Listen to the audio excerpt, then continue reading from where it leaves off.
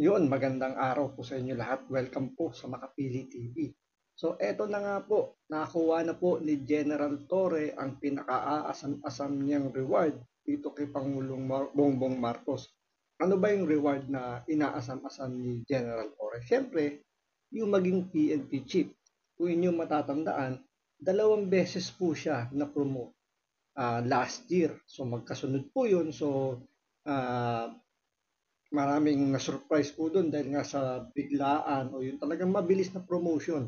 Dahil siyempre sa pagsunod niya kay Pangulong Bongbong Marcos sa mga utos sa kanya tulad ng pag-aresto kay Pastor Kibuloy at yung pagpapatapon o yung pag-kidnap kay Pangulong Duterte. So siyempre, may mga reaksyon ngayon yung mga DDS supporters sa pagkaka-appoint ni General Torre bilang PNP chief. Yan po yung aalamin natin dito sa reaksyon ni Banat Bay sa pagkaka-appoint kay General Torre bilang PNP chief. So ito panoorin po natin.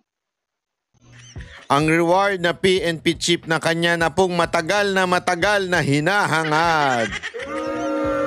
Ay, sus! Oh, diba? Eto na nga po mga kababayan. Finally, lahat ng iyong kawalangyaan ay ma-rewardan na. Lahat ng iyong mga ginawang kalokohan ay matatanggap mo na. O diba? Lupit. Ibang level ka talaga, Torre. At least, hindi sayang yung yung pagpapagod mo, di ba? Hindi ako natutuwa ako para kay Torre. Kasi mantakin mo kung sakasakaling hindi siya ginawang PNP chief, naku, that is a sad story. Kasi ginawa mo na lahat, di ba? Lahat ng utos sa'yo na alanganin ay ginawa mo na. Oh. And yet, hindi ka naging PNP chief. Kung gano'n na nangyari, that is a sad story. Pero dahil... At saka Banat Bay, baka ang iniisip lang din nila rito, kung hindi nila ipopromote si General Torre na maging PNP chief, baka one of these days o sa mga susunod, siyempre pagkatapos ng termino ni Bongbong Marcos, biglang bumaliktad to. At least dito, na-fulfill na nila yung pinangako nila kay General Torre. At the same time, meron ng utang na loob lalo si General Torre dahil nakuha niya na yung pinaka-inaasam-asam. Siyempre, lahat naman ng police, especially yung mga talaga high-ranking official, ang pinaka-target talaga maging PNP chief. So, siyempre, ito dagdag karangalan sa kanya at sa kanyang pamilya. Hindi lang natin alam kung sasabi nating very proud lahat ng kanyang kamag-anak sa mga pinagagawa niya. Pero, yun na nga, yung titulong PNP chief, bihirang-bihirang makukuha yan. At once in a lifetime lang yan. Kaya, igagrab yan ni General Torre. Pero dahil nga naging PNP chief ka, at least, di ba? Kahit nasira yung pangalan mo, kahit kinahihiya ka ng mga kasamahan mo, o kahit ang taong bayan, ikaw ang most hated general in the Philippines, at least worth it naman, naging PNP chief ka. Yun nga lang, hindi ka ginagalang. Hindi ka nire-respeto ng mga Pilipino. Pero at least PNP chief ka, di ba? I'm so proud of you. Yun Gago! Yun ang doon, di ba? At least, di ba? Kahit na, kasi, kapantakin mo, kung hindi ka na nga ginagalang, galit pa taong bahay sa'yo, tapos hindi ka naging PNP chief, masaklap nun. O at least to, 'di ba? Pwede mong isama ito sa kasaysayan ng buhay mo. Na ako ay naging PNP chief dahil sa pagsunod ko ng utos sa Pangulo. Yan lang 'yun. Yun nga lang mga kababayan, huwag kayong tatabi sa kanya. Baka mamaya kalad ka rin niya kayo. Yeah? Easy. Kasi sabi nga niya, yung yung warrant ay parang parang suggestion lang yan.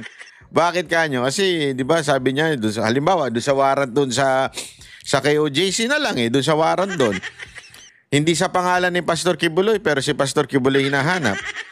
Tapos nung tinanong kung bakit ganun, sabi ni Torre, magreklamo na lang kayo sa korte. So, ibig sabihin, pag ikaw dinampot niyan at sinabi niya na may warrant ka, pagka sinabi mo asan, magreklamo na lang kayo sa korte. Yari tayo dyan. Di ba? Ganon din yung kay Pangulong Duterte. Wala ngang warrant yun. Ano lang po yun, ano ba yun? Hindi nga red notice yun eh. Basta meron na tawag doon eh. Hindi nga red notice, hindi nga warrant, and yet, binitbit si Pangulong Duterte without any process, without due process. How come? Siyempre naman banat bay, PNP chief ang nakataya doon sa mga aksyon na ginagawa niya. Hindi na importante sa kanya kung yung din na ayon sa batas, sumusunod sa batas. Kasi nung mga oras na yun, ang alam niya, ang Pangulong Bongbong Marcos ang batas. Parang martial law, di ba? Na sila lahat ang may hawak. So yun yung feeling ni General Torre. Kaya for the sake of PNP chief, gagawin niya yung kailangan niyang gawin. Masungkit niya lang yung PNP chief. Kaya nga yung talagang mga tunay na makabayan, tunay na mga nakakaalam ng batas, pag hindi nagreklamo sa pagka-PNP chief ni Torre, ano yung mga hipokrito. Kasi alam naman po na lalo na yung mga abogado, yung tinatawag na due process. Wala nga pong warrant eh. Yung ICC na sinasabi nilang warrant, ayan po'y walang kapangyarihan sa Pilipinas. Paano kunwari mag-issue ng warrant ang ibang bansa sa atin? Sasabihin natin na meron itong kapangyarihan. Walang kapangyarihan yan. Kasi tayo naniniwala lamang sa warrant na ini-issue ng ating sariling korte. Kung may court order na may warrant, ayan, okay yan. Wala tayong problema dyan. Kaya lang wala hong warrant kay Pangulong Duterte. Parang diffusion ba yun? Red something lang yun eh. Hindi nga yun warrant. Interpol yun. Hindi ko nagbibigay ng warrant ang Interpol dahil ang Interpol po ay hindi naman judicial body. So ibig pong sabihin mga kababayan, dinala si Pangulong Duterte doon without warrant. At wala talagang due process na pinagdaanan, 'di ba? Kaya nga ang doon, dapat ang siste, red notice, Interpol, tapos dadalin mo ngayon sa korte mo, sa sariling korte sa bansa mo. At yung korte mo na ngayon na magsasabing, "Oy, tama ito, may warrant to, sige." Siya na ngayon na mag-uutos kasi nga warrant jurisdiction po ang kahit anong foreign body sa Pilipinas. Dapat talagang dumaan sa justice natin, sa justice system natin. Yun po ang... Banat bay, sila na nga yung umaktong korte. Sabi nga diba ng DOJ, inako na nila yung pagiging judicial authority, yung competent judicial authority. So, kumbaga talagang kinuha na lahat ng administrasyon ito, yung kapangyarihan ng gobyerno. So, yung Supreme Court, yung legislative, hawak na nila di ba? Yung mga congressman, senador. So, yung kahit yung nag-iisang judicial na Supreme Court, hinawakan na rin nila Bongbong Marcos para maipatupad nila yung pagpapakidnap kay Pangulong Duterte. Po ang talagang dyan ng mga korte, wala eh. Pag sila ang batas, sila batas. Wala ka magawa doon. Hindi mo na choice yan. Correct. At ang nag-implement yan, walang iba kung hindi si Torre. Gago! Di ba? Sa pagmumukha pa lang ni Torre, bagay na siya sa administrasyon na ito eh.